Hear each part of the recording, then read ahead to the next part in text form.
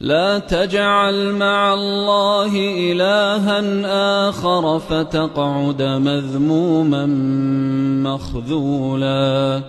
وقضى ربك ألا تعبدوا إلا إياه